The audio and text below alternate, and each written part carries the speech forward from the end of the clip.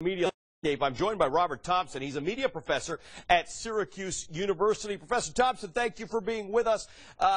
First of all, is there anything we have to think about if such a deal were to go through? Would regulators have any issue with this? This is different from Time Warner Cable and Comcast, who are distributors. Is there an issue with a content provider being too big? Yeah, well, I think there'd be a lot of vetting that would have to go on through this, and they've already anticipated this. They've already announced that CNN would probably be sold if this were to happen, because they'd anticipate there'd be antitrust problems with CNN and Fox being owned by the same people. So, yes, that would all have to be looked at and worked out.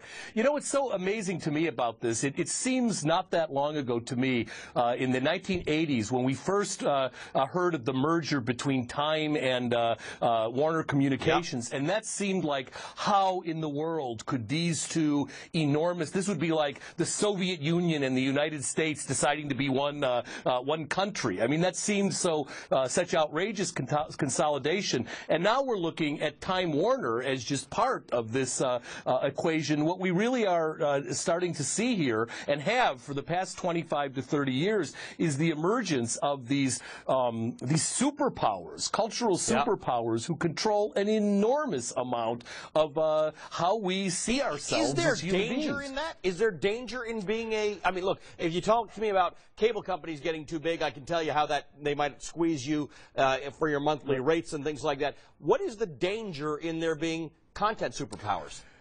Well, first of all, I'm very old school about this. I still believe the old idea that more voices are better, and that the more people you have saying things, the more owners, the better off it is. Each one then dilutes the other if there's a big mistake. If you really wanted to get paranoid, you wouldn't have to think very hard, where you could come up with all kinds of scenarios, however, in which, you know, when you've only got a few companies controlling movies and television and publishing and books and newspapers and all of that kind of thing, that if anybody decided to get, you know, evil empire, they could do that relatively easy. And let's face it, I think most people don't exactly see Rupert Murdoch as a choir boy.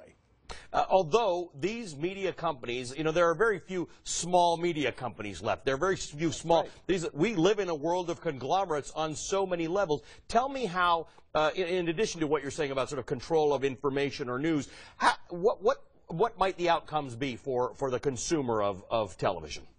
Well, I suppose they wouldn't all have to be completely bad. I mean, one of the reasons Rupert Murdoch is interested in this in the first place is, for one thing, he could do some consolidation. If he had both 20th Century Fox Studios and Warner Brothers Studios, you could do some consolidation there, some economies of scale. Some of that could be done on the cable channels as well. So in some cases, one might not even notice. In some cases, viewers might see things that they would find better. What ultimately is the case, though, with both these distributor consolidations, Time Warner Cable and Comcast, and with the content ones, is that the opposite of the theory of gravity. Gravity, what goes up must come down. No matter what happens in these things, people will be paying more for the stuff they get, and they'll be paying more for how they get it. Someone, you know, when Comcast bid for Time Warner Cable and said, "Oh, isn't this going to raise prices?" Like, everything raises prices in the cable industry, whether they consolidate or they don't